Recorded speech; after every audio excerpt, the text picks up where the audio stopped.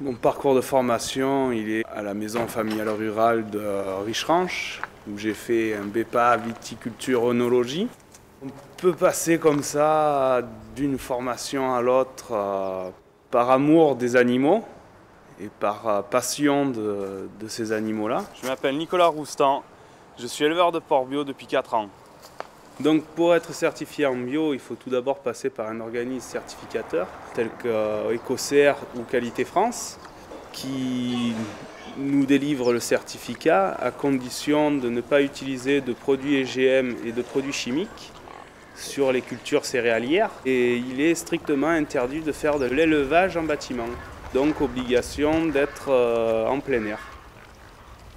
On transforme l'intégralité de notre production après abattage sur le domaine. Donc on essaye de maîtriser toute la chaîne qui passe du naissage, par l'alimentation, par la transformation, pour ne pas être tributaire des industriels du porc. Ça nous permet de dire que tout ce qui est produit sur l'exploitation est à 100% biologique.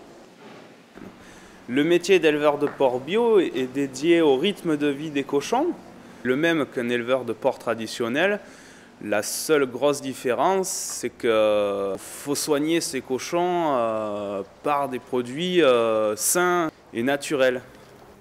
L'élevage bio a des règles de conduite qui sont très simples. C'est le soin aux animaux qui est plus compliqué, surtout parce qu'il faut plus d'observation. C'est pas d'allopathie, donc pas de vaccination ni de vermifuge permanent.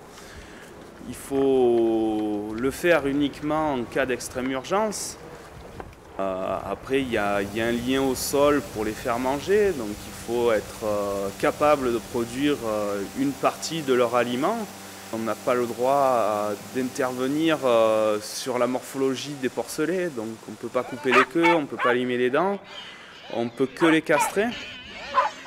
Du coup, ça facilite un peu le travail et c'est plus de l'observation et une gestion plus performante de ces truies de reproduction. Il faut qu'elles soient calmes et maternelles pour avoir moins de problèmes au naissage. La concurrence, il y en a quasiment point. Il y a de la place pour les gens qui veulent s'installer en porc bio ou autre type de viande biologique. On gagne plus d'argent que si on les vendait en carcasse. Le gros inconvénient, c'est le démarrage justement de l'atelier transformation, parce qu'il y a d'énormes investissements à fournir, et de ce fait, les premières années ne sont pas les plus rentables.